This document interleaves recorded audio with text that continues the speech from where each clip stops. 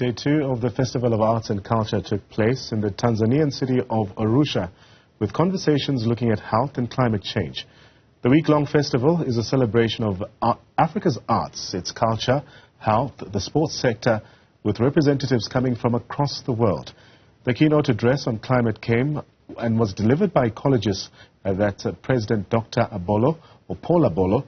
Newzroom Afrika's Hugo Ribatika had a chat with Dr. Abolo. Let's take a look. Today's Day 2 of Festival of Africa, coming to you from Arusha in Tanzania, running under the theme Your Africa, My Africa, Our Africa. The conversations have been multi-layered, ranging from culture to business, and also climate change has been one of those areas that's been most topical. This morning we speak to Professor Abolo, who was one of the keynote addressees this morning. Professor, great to speak to you.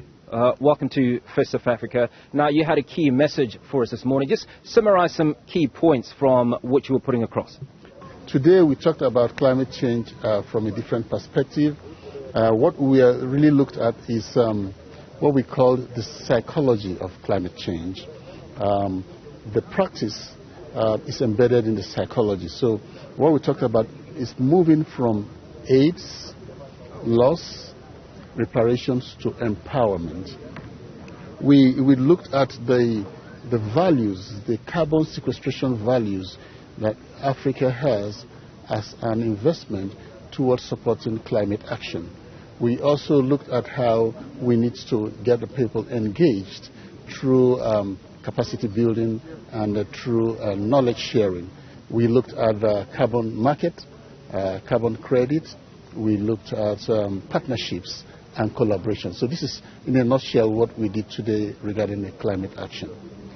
Now, Dr. Abolo, one of the things you talked about is how young people can get involved in this entire process around climate change. You also talked about energy and solar, and that we shouldn't, as a continent, be importing solar panels from other parts of the world.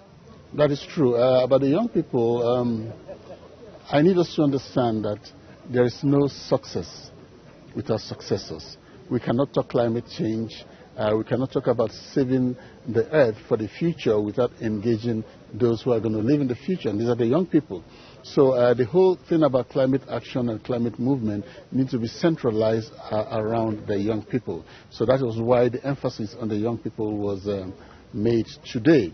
Then in terms of energy, Africa has a huge energy deficit. And you can imagine we are trying to transit from fossil fuel energy to clean energy, and we need to make that transition.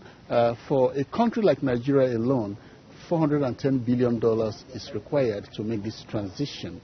And how do you make this transition if you do not have the inbuilt local capacity to do that? Why would you spend such a huge amount of money to import the technology that will help you make this transition? It doesn't make sense. So part of what we need to do is to develop the capacity, the technology, and of course the will to engage the technology using local content as much as possible. Dr. Abolo, appreciate you speaking to us. Thank you so much for having me. Dr. Abolo speaking to us at Festival of Africa in Arusha, Tanzania, and his key message is about capacitating Africans in order to be able to deal with the issues around climate change. For Newzroom Afrika on Channel 405 from Arusha, Tanzania, I'm Hugo Ribatika.